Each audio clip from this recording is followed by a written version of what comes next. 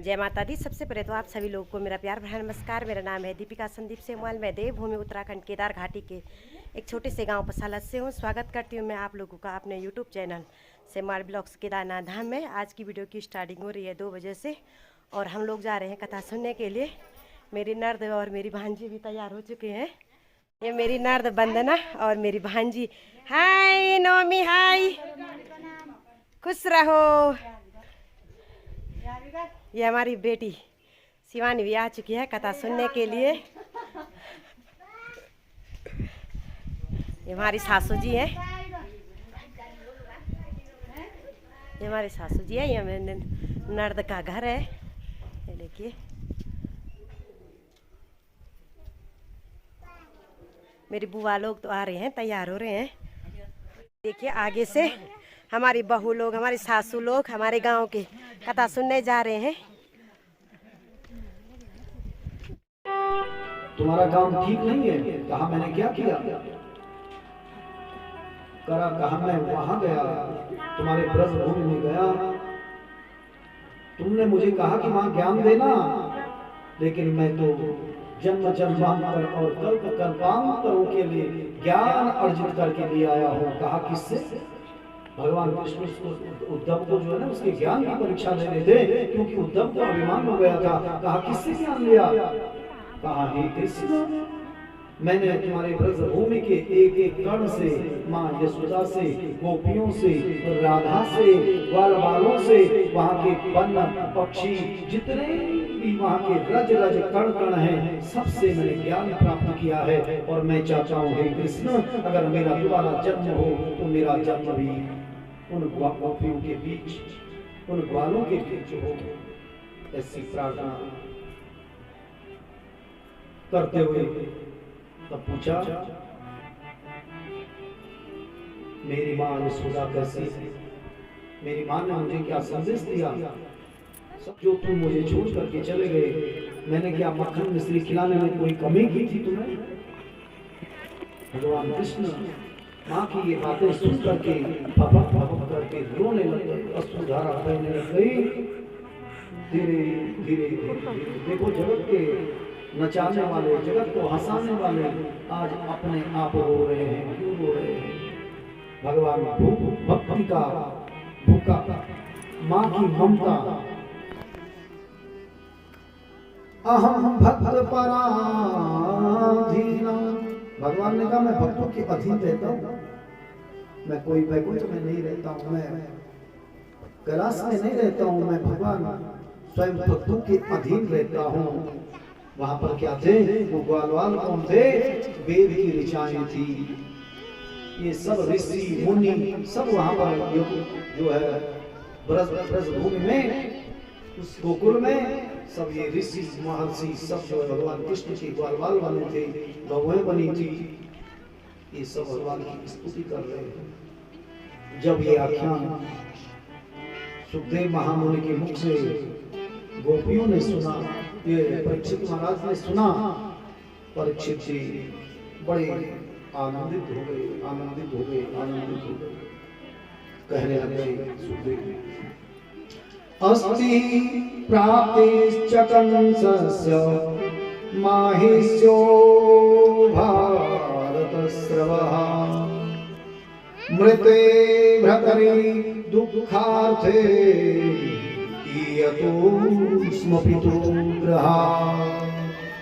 जब कंस का वध हो गया तो उसकी जो पत्नियां हैं दो, अस्ति और प्राप्ति, किसकी? कंस की।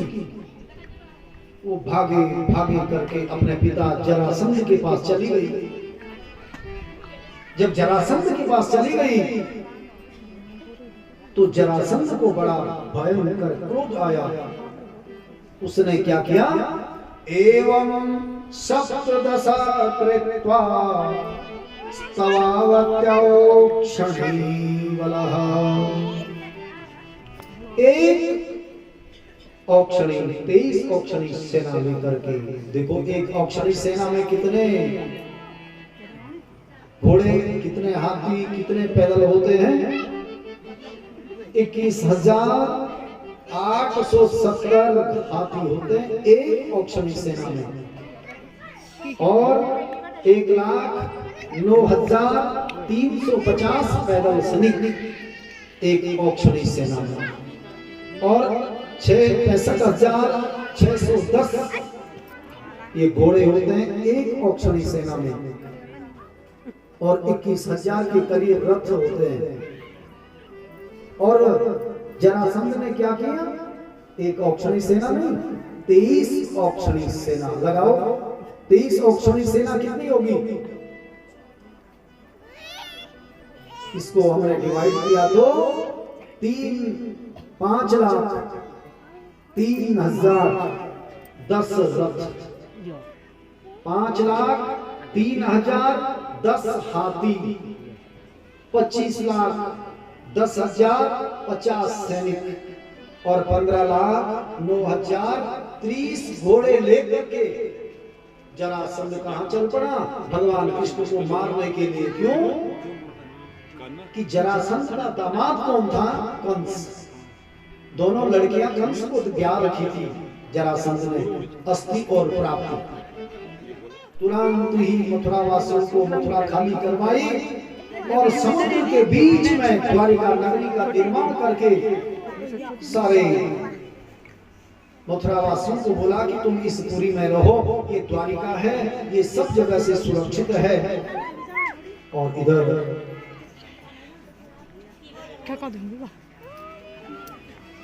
नारद जी ने काल यवन को बताया, समझा दिया। वरदान मिला हुआ था देवासुर संग्राम में। मुचकुंद ने देवताओं की बहुत रक्षा की। देवताओं ने कहा, हे मुचकुंद जी, अब आप विश्राम करो, और तुम्हारे विश्राम में कोई अगर कोई कभी भी अशांति करेगा, तुम्हारी निद्रा भंग करेगा, वो तुम्हारी दृष्टि पड़ते ही भस्म हो जाएगा। आज वही काल यवन जब आया और मुचकुंद महाराज की नींद खराब हुई, उनकी दृष्टि पड़ने मात्र से ही काल यवन भस्म हो गया। बोलो नारायण भगवान की जय। और एक नाम भगवान का और यहाँ पर पड़ा, क्योंकि रण को छोड़ करके भाग रहे थे। बोलो रण छोड़ भगवान की जय। क्योंकि परमात्मा ने अपना कार्य सिद्ध करना था। क्या वो काल यवन से तो क्या कहीं काल यवन आ जाते, लेकिन जो जगत नियंता है पर ब्रह्म परमेश्वर है, वो किसी से युद्ध में नहीं हारने वाले हैं। लेकिन उन्होंने काल यवन का वध किसके साथ साथ मुचकुंद के हाथों से करवाना था, उसका उद्धार। इसलिए उस गुफा के अंदर काल यवन को ले गए, और इधर जो प्रवर्सन नाम का पर्वत था, उसके ऊपर कृष्ण और बलराम पर्वत पे चढ़ गए, क्योंकि वहां जरासंध भी आ गया सेना लेकर के। भगवान ऊपर भाग गए, पर्वत के ऊपर चले गए, और जरासंध ने सोचा कि ठीक हुआ ये ऊपर चले गए, नीचे से आग लगा दी, पर्वत पे आग लगा दी। भगवान ऊपर दोनों कृष्ण और बलराम दोनों ने छलांग मारी, सीधे अपनी द्वारिका में समुद्र के बीच में, और अपनी द्वारिका में चले गए। इधर जरासंध ने सोचा कि भगवान दोनों बच्चे तो समाप्त हो गए, लेकिन परमात्मा को कौन मार सकता है? जो जगत का जो रचने वाले हैं, उन्हें कौन मार सकता है? इधर परीक्षित जी ने जब ये आख्यान सुना, बड़े प्रसन्न हो गए। कहा, परमात्मा भगवान कृष्ण ने आगे कौन सी लीलाएं की? मैंने सुना इनकी जो है 8 पटरानियां भी थी, और लिख दिया पत्र में नीचे से। अब तो काम पत्र देता है, लेकिन पहले जमाने में आज तो मोबाइल में डाक घर बंद कर दिए। सारे जो है जो भी उपकरण थे, टॉर्च हो गया, समाचार के लिए टेलीविजन हो गया, और पहले चिट्ठी देते थे, वो सब बंद कर दी है। तो वहाँ उस समय नीचे से पत्र में क्या लिखा कि हे दीनानाथ, हे कृष्ण, अगर आप मैं तो सच्चे मन से आपको चाहती हूँ, यदि आप मेरी रक्षा करना चाहते हो, मुझे उन सियारों के बीच से उठा करके आप एक शेर बन करके मुझे द्वारिका ले जाना चाहते हो, तो मेरा एक निवेदन है, हमारी कुल देवी का पूजन होगा, माँ भगवती गौरी का पूजन होगा, और तुरंत ही मुझे उस समय वहां आकर के रथ में मेरा हरण कर देना। अब यहाँ पर सारी सखियां इकट्ठा हो गई और अब खुश हो गई बेचारी कि मैंने पंडित जी को भेज दिया है। अब सखियों को कहा मेरे हाथ में मेहंदी लगाओ। आओ रे सखी आओ मुझे मेहंदियाँ सजाओ, आओ मेरी सखी मुझे मेहंदी लगा दो। आओ मेरी सखी मुझे मेहंदी लगा दो। मेहंदी लगा दो मुझे ऐसी सजा दो। मेहंदी लगा दो मुझे ऐसी सजा दो। मुझे श्याम सुंदर की दुल्हन बना दो। मुझे श्याम सुंदर की दुल्हन बना दो। आओ मेरी सखियों मुझे मेहंदी लगा दो। आओ मेरी सखियों मुझे मेहंदी लगा दो। मेहंदी लगा दो मुझे ऐसी सजा दो। मेहंदी लगा दो मुझे ऐसा सजा दो। मुझे श्याम सुंदर की दुल्हन बना दो। मुझे श्याम सुंदर की दुल्हन बना दो। मुझे श्याम सुंदर की दुल्हन बना दो। मुझे श्याम सुंदर की दुल्हन बना दो। हरि बोल।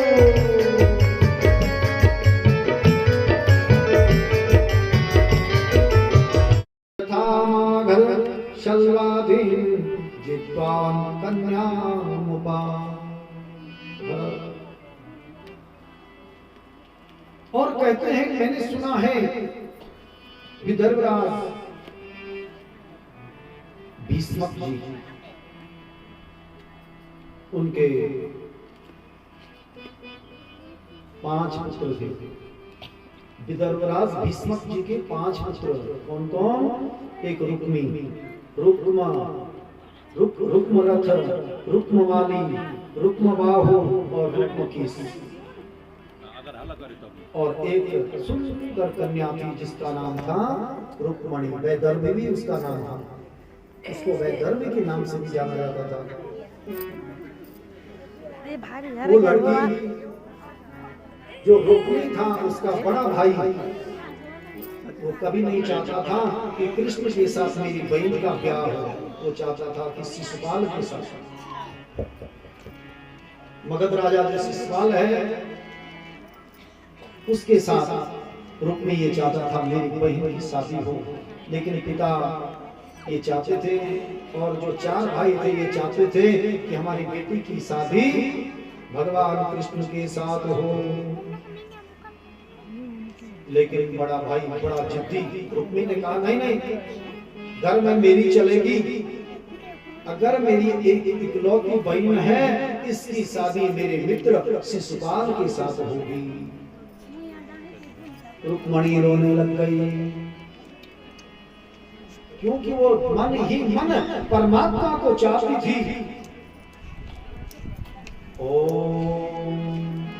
एक पत्र लिखने लग गई क्योंकि वो समय निकट आने लग गया।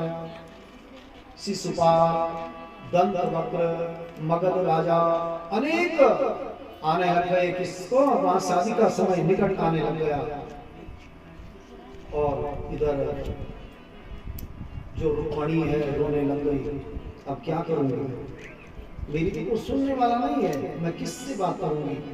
पिताजी भी मेरी शादी नहीं करवाने चाह रहे हैं और भाई भी मेरे पक्ष में थे, वो भी रुक्मी के बस में आ गए हैं। अब सब मिलकर के मेरी शादी शिशुपाल से करना चाहते हैं।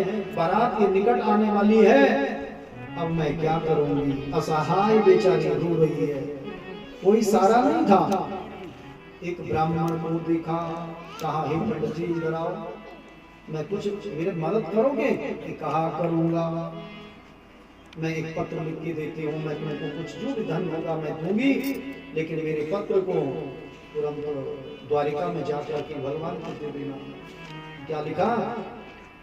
हे दीनानापति हे जगत दीना हे दीनपते हे जगतपति हे दीनपति हे जगतपति प्राणेश प्राण धन जन रंजन प्राणेश प्राण धन रंजन हे दीनपते जगतपति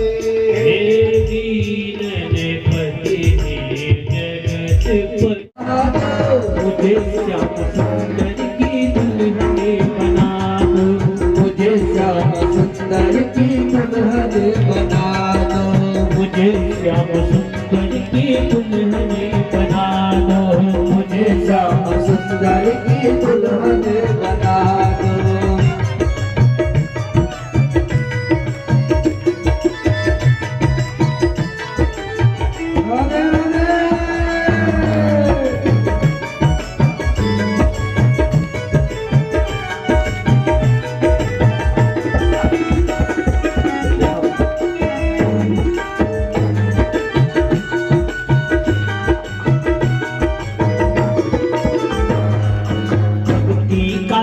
आँखों में लगाऊंगी भक्ति का सुरमा में आँखों में लगाऊंगी भक्ति का सुरमा में आँखों में लगाऊंगी भक्ति का सुरमा में आँखों में लगाऊंगी दुनिया से नाता तोड़ उनकी हो जाऊंगी दुनिया से नाता तोड़ उनकी हो जाऊंगी दुनिया से नाता तोड़ उनकी हो जाओगे दुनिया से लगा तो उनकी हो जाओगे सतगुरु को बुला के अब मेरे को करा दो सतगुरु को बुला के अब मेरे को करा दो मुझे श्याम सुंदर की दुल्हन बना दो मुझे श्याम सुंदर की दुल्हन बना दो मुझे श्याम सुंदर की दुल्हन बना दो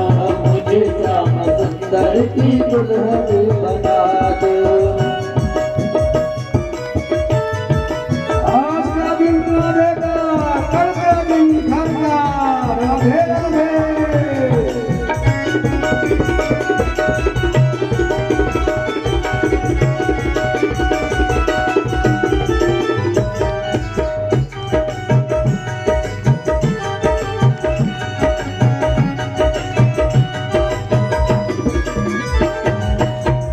घुंघरू में तुमको रिझाऊंगी बादल के घुंघरू में तुमको रिझाऊंगी बादल के घुंघरू में